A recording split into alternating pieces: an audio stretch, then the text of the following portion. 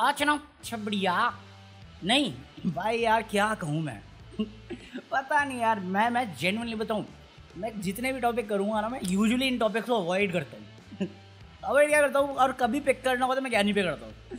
But अभी ये New York मैंने कवर किया और लोग इस पर रिएक्ट कर रहे हैं। आई मीन सीरियसली, तुम सीरियस कौन है ये लोग? मतलब मैं बताता हूँ, आज मैं खबर पढ़ रहा था पाकिस्तान की न्यूज़ मैं देना भी नहीं चाहता, सच बता रहा हूँ मैं, क्योंकि मेरे को मालूम है नेपाल का जो माल है वो सीधा पाकिस्तान जा रहा है। मगर क्यों?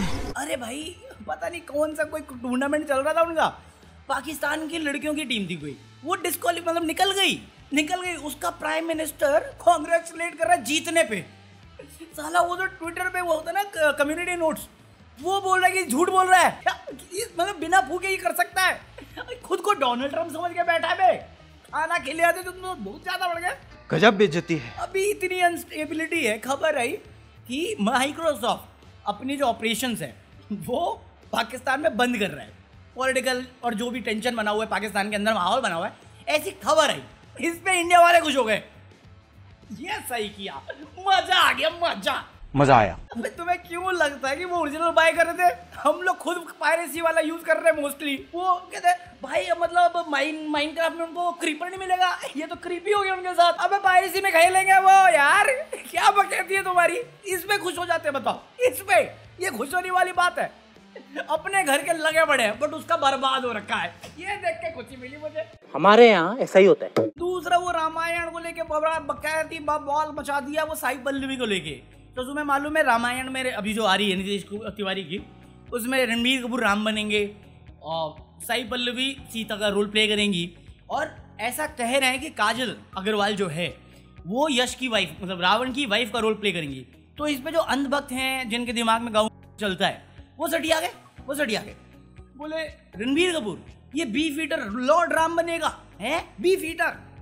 और ये देखो ये कैसी सीता है, मतलब रावण की बीवी जो है वो उससे ज्यादा सुंदर दिख रही है। ये सब क्या देखना पड़ रहा है? कंपैरिजन ही करने लग गए जापानीज रामायण से। जापानीज रामायण भाई, वो रामायण जो आई थी वो एनिमे, वो इंडियन नहीं है, वो जापानीज ही है, उसकी तारीफ करने लग गए। और ये लोगों के बाप और दादा वो लोग हैं कि जब वो रिलीज हुई थी तो उसके लिए बॉयकॉट कर रहे थे, और जैसे इनको एहसास हुआ रही है तो कलेश वाला सीन है, तो इनका स्टैंड चेंज हुआ।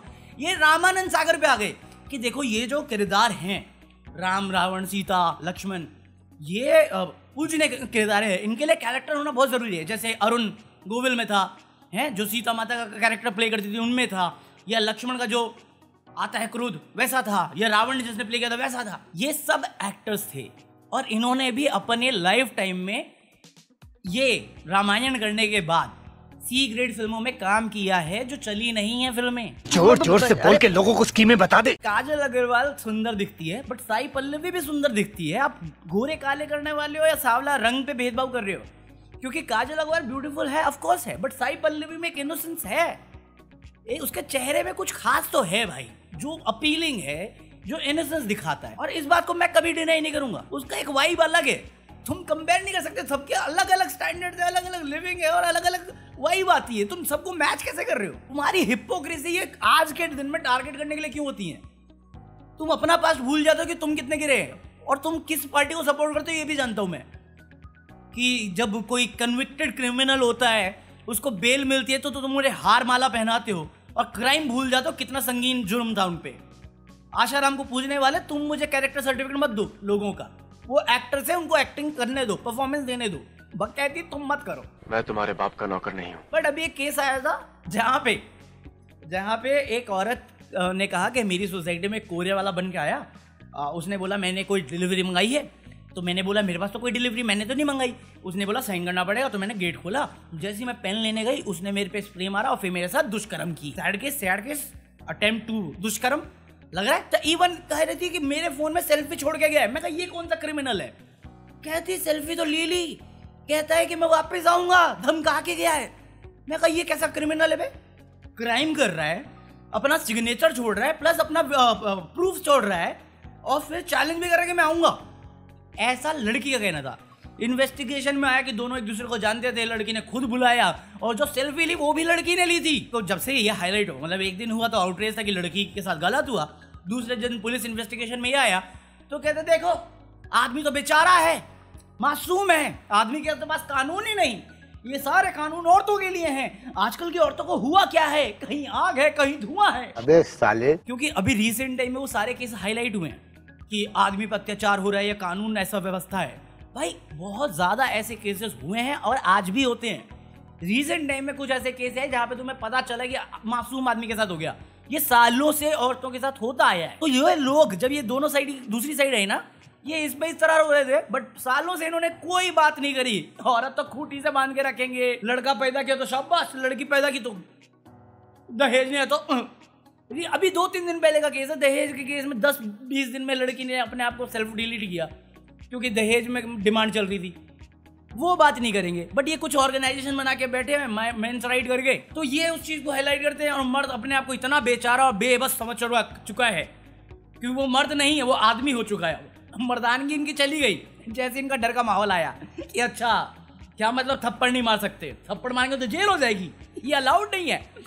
मर्द के पास तो कोई हक ही नहीं, आदमी बेच। अबे अच्छा हमको सिखा रिया है। मतलब ये तुम्हें थोड़ा बैलेंस वैसे रखना पड़ेगा भाई कि दूसरे के घर में होता है और तुम्हारी माँ बहन के साथ होगा तो तुम्हें बुरा लगेगा, बट अभी खुद के लिए दूसरे की बेटी रख के सोच रहे हो तब तुम जजमेंट पे आ रहे हो। तो बैलेंस रखना पड़ता है भाई, बैलेंस करो, समझोगे। जब परिवार होगा तो समझ जाओगे। मेरा नहीं है ना, मैं तो बहा देता हूँ, इसलिए समझता हूँ मेरे बेचारे इस दुनिया को नहीं देख पाए, कितने खुशहाल है वो। कोई सेंस है इस बात की? हाँ, और तीसरा जो टॉपिक मुझे वियर्ड लगा नियॉन मैन की वीडियो का, वो है जिसपे कि लोग खुशी मना रहे हैं, लैंग्वेज वॉर। अगर तुम 11वीं में मुझे फॉलो करते हो तो वहाँ पे मैं पूरे वीक भर लैंग्वेज वॉर चलिए, क्योंकि महाराष्ट्र में ये बहुत ज़्यादा मुद्दा बना दिया है, लैंग्वेज मराठी बोल। तो उसकी बात तो मैं अभी भी करके आ रहा हूँ, मतलब कल रात को जो वीडियो आई है। बट अभी एक वीडियो आई है बिहार से, जहाँ पे कोई बंदा काउंटर पे था, तो उसको कोई कस्टमर बोला भोजपुरी बोल, मराठी महाराष्ट्र में बोलता है ना बोलने के लिए, यहाँ पे बोल। नहीं भोजपुरी जानते, भोजपुरी क्यों नहीं जानते भोजपुरी? तो हम यहाँ महाराष्ट्र में नहीं है, हम यहाँ यूपी में हैं। ठीक है आप महाराष्ट्र में जाओ, वहाँ महाराष्ट्री भाषा बोलेंगे आपसे। अब बोलोगे आप वहाँ पे। इसमें लोग खुश हो गए, ऊनो रिवर्स।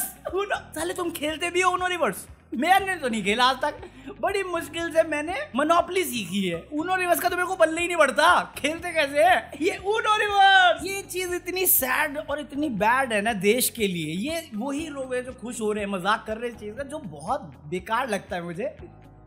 अखंड भारत की बात करने वाले लोग इसका मुद्दा बना रहे हैं।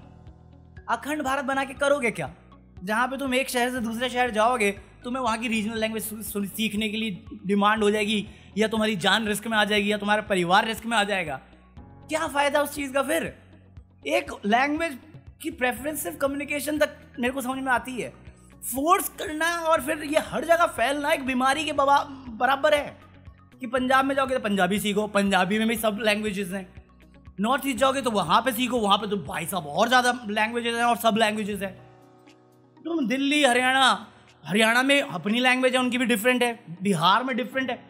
हर जगह पे तुम लैंग्वेज वॉर नहीं लड़ सकते, ये यूजलेस वॉर है और ये सैड है, बहुत ज़्यादा सैड है। ये महाराष्ट्र पॉलिटिक्स में उनको पता नहीं कौन फेवर देगा, बट ये खुद वो लोग हैं जिनको मराठी भी ढंग से नहीं आती हैं, बट ये मराठी के रक्षक बने पड़े। आज ही कोई वीडियो एंकर मतलब न्यूज़ रिपोर्टर गया, इनसे मराठी में सवाल किया, मराठी से रिलेटेड, मराठी भाषा से रिलेटेड, इनके पास उनके जवाब नहीं थे। और एक तो मुझे बड़ा फनी आदमी लगा उसमें, तुम्हें आम्हाला मराठीचे प्रश्न विचारते की मराठीची परीक्षा घेताय? कहता तू मेरा एग्जाम लेगा? अबे तू दुनिया से एग्जाम ले रहा है, तू अपनी मराठी का तो एग्जाम दे। वो नहीं हो पाएगा। हाँ, मैं खुद फेल हो जाऊंगा, इसलिए मैं टीचर ही बनूंगा, सिर्फ पनिशमेंट देने का हक मेरा। चप पकौड़े, रहा बेइज्जती है। सोच रहे हो कितना सैड होगा वो माहौल कि हरियाणा में तो हरियाणवी बोलो, पंजाब में पंजाबी बोलो, कश्मीर में तो कश्मीरी लैंग्वेज भाषा बोलो, नॉर्थ ईस्ट में तो नॉर्थ ईस्ट की जिस एरिया में वो लैंग्वेज बोलो, बिहार में तो बिहार के जिस एरिया में वो लैंग्वेज बोलो, मध्य प्रदेश, यूपी, सब जगह अपनी लैंग्वेज वॉर हो जाए, गुजरात में हो जाए, क्या करोगे फिर? कोई सोल्यूशन नहीं। ये एक ऐसी जंग है जो आग के बराबर है, जो सबको साथ लेके डूबेगी। सही बता रहा हूँ मैं, बट अपने को क्या ऊनो रिवर्स। चलो CLWL लाइक कर देना, पीस आउट। तुम्ही आमची परीक्षा घेणारे कोण? परीक्षा घेणारे कोण आहेत? आमच्या नेत्यांनी। हिंदी भाषा अच्छी है, बहुत सुंदर भाषा है। भारत की भावना अगर देखी नहीं गई, भारत शांत रहा। हे राम, मैं कान फट क्यों नहीं गए, मर क्यों नहीं जाता?